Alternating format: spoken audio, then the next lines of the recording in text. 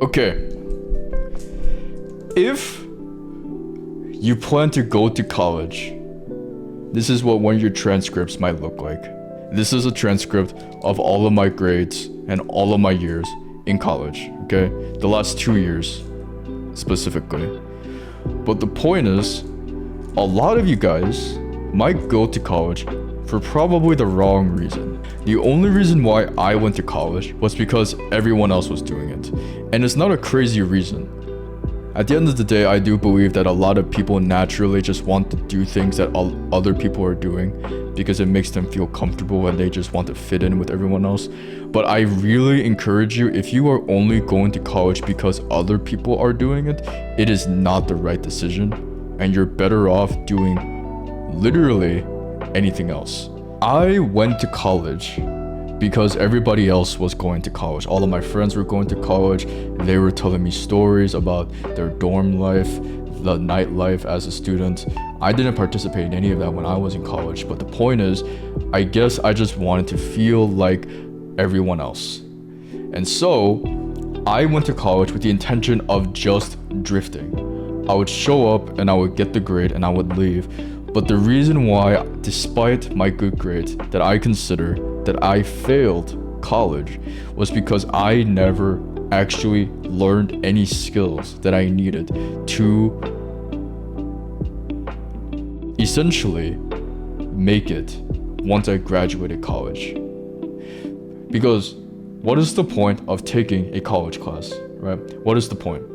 It is to learn certain skills that are going to prepare you for a certain job.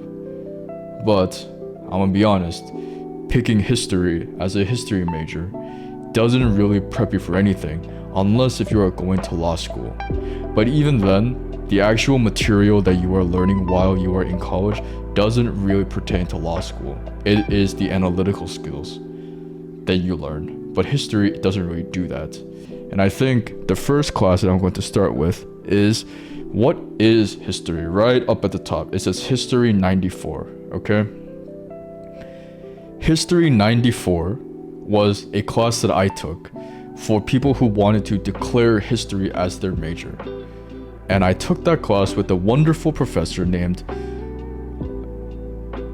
whose name will be redacted for privacy reasons, but she was an absolute joy of a professor.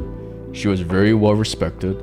And actually, a lot of my peers did not like her because they felt she was too strict, she was too sensitive.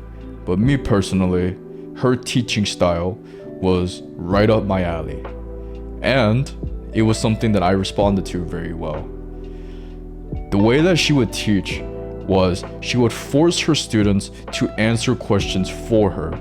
And if nobody answered, or if everybody was just too tired, or if everybody was too afraid to answer, she would keep the class there and she would keep on encouraging us in the class to try to answer the question. But the reason why I think it is important for us to kind of talk about this is the fact that this was the first time in my entire educational career where I thought to myself, you know what? This class is actually not that bad, because it was a style that fit my needs.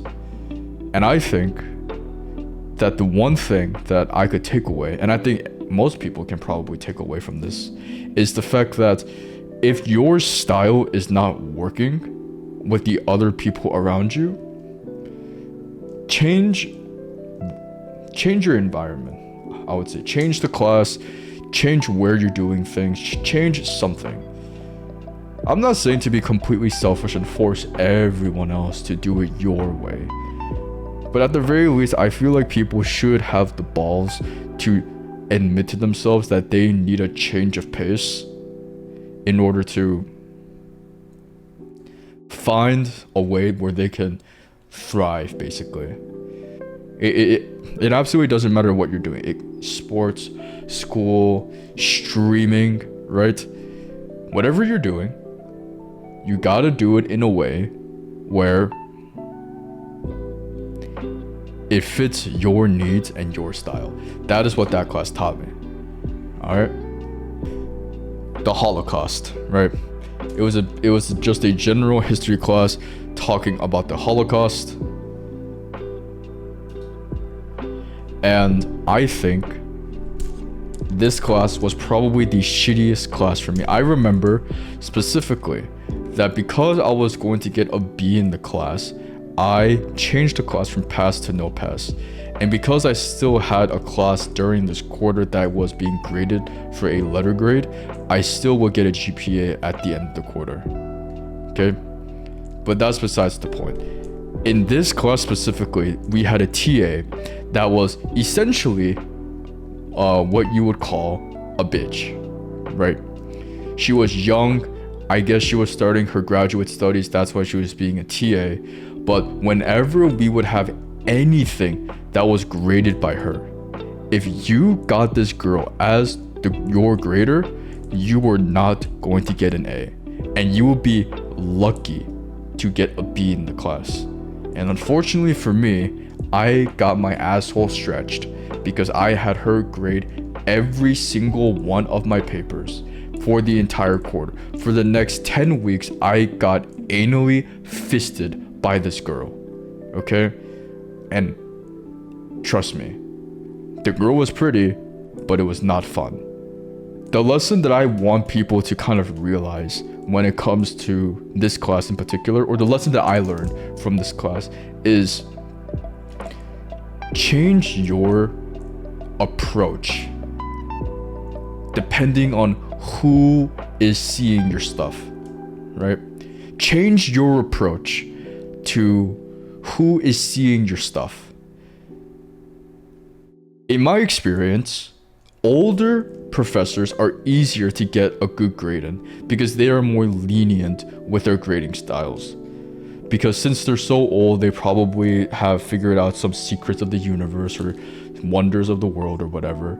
And they decide to be a bit more lenient on their students because they realize that they are people with lives who want to have fun, and they don't think it's worth it to force the students to dedicate all of the time in their day to one class, right? But in my case, because the person that was essentially in control of my grade was a young bitch, I needed to change my style in order to impress her, but I didn't do that. And that was why I panicked when I realized I was going to get a B in the class, because I couldn't change the way I approached her grading style. You see right underneath Spring Quarter 2021, it says right there, Euro-political thought, right? European political thought was the first time in my life where I was taught by a British professor. Full package. He dressed like a European, he dressed like a British man. His food preferences were definitely British. He did not call fish and chips, right? Right? I don't know. I don't know. I might end up being racist here, but that's anyway. So the thing is, the reason why I'm talking about this class is because this professor, in all honesty, did not have any style or anything unique about him that made me go, wow, I really like this professor. But more so, the fact that he was British made me think about a lot of things. Not about how, the British basically colonized this country, but the fact that I really needed to go out there and see more people. That's a really weird way to say that, but I think what I'm trying to get at is essentially, right? There are so many people out there in the world that you have only heard of, that you have only seen through videos, but when you actually see them in person and you interact with them, the experience that you get, I think, teaches you a lot about how the world works. People have so many different experiences and different ways of expressing themselves. I've never had a professor like my British professor who could sass his way through a class like he did. I'm not sure if that's a British thing or a him thing, but I've never seen or heard anybody else talk and sass the way he did. Thankfully, it was never directed towards me because half of the time I was sitting in the back of the class sleeping or looking at anime. Okay? And so, despite all of that, I think that is impressive. Despite all of that, I still learned something from his class. That even if you are really shy about the world, you should try your best to kind of expand your circle and see who you end up meeting. And then you can decide whether or not you want to keep them around or not. But at the very least, you gotta keep an open mind. The history of California. This class required a lot of reading. And I'm talking about hundreds upon hundreds upon hundreds of pages per week. Because it was a summer class, I guess people are just out of touch because the heat has been getting to them. So this class had me read so much. Okay? And guess what I did? Absolutely nothing. I did not read a single goddamn page. I got the books, but I did not even touch them. And as you can see, I got an A in the class. It is incredible that the one class out of all the classes I took over the summer that I tried the least in, I performed the best in. Now, whoa, hang on. This is not me telling you that you should be lazy and everything. But you can most definitely find shortcuts. This is a reminder. Let me remind you real quick. There are some things in life you should not take shortcuts on. Like marriage. You probably shouldn't marry a girl that you met 2 weeks ago. Okay? I'm gonna be honest.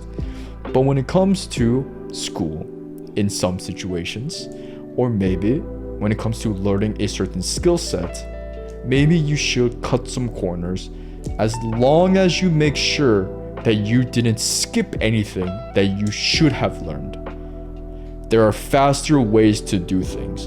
And even though this class, History of California, the professor outlined how we should approach this class, I said, first of all, fuck you, because I could be playing League of Legends right now, but I'm sitting here in your bullshit ass class. But I decided to take a shortcut that helped me achieve my goals. And I thought in this class there was nothing wrong with that. Because at the end of the day, I obeyed all the rules, I didn't get hate for it, and I got the result I wanted. So the main point I'm trying to get at here when it came to the history of California and a lesson that I think you should learn from is you don't need to always follow the rules. Besides, I'm sure you guys have heard the saying, right? Rules are meant to be broken. One other class that I think it should be noted is Everyday Life of the Ottoman Empire. And this is probably my favorite class because I learned absolutely nothing, but I learned a lot about myself through this class. The first assignment that we ever had to do in this class was to prepare a presentation in front of a small group of people, aka my classmates, because this was a seminar class. You needed to take a seminar class in order to graduate, and I decided to take this class as my seminar. Now, the thing that was interesting about this class was I found out that I liked talking. And even though I was shaking my knees and I was clenching my butt and I was super afraid of, oh my god, I need to talk in front of 9 people. Okay, more, it was like 15, but the point is, I realized that once I just started talking, all my worries, gone. Completely gone. Right? And so, when I was in this class, I had to do a presentation on the development of the Ottoman Empire. And one of the things that I noticed when I was reading up on the stuff that I needed to read in order to do this presentation well was the fact that a lot of people during this empire came from many different backgrounds that I thought a lot of the students in my class could relate to. Because a lot of us were not full-on Americans, a lot of us were Persian or international, or at the very least, a very easy way to describe it, our parents came from other countries, and we are the first or second generation of Americans from that family. So again, this is where things are kind of beautiful because it kind of connects back to all the other classes that I talked about. The very first class, History in 94. It connects back to that class specifically because I had a style. And I was going to enforce that style in order to make sure that I did well. Instead of just spitting out information a lot, I actually took on the role of a professor and engaged with the class itself. So as I'm presenting, I would take the moment and go, guys, show of hands, how many of you guys are first or second generation Americans, or at the very least, you have parents who came from a different country? And then guess what? The class would participate. They would raise their hands. Oh, and God forbid, they started talking and they started giving me new information.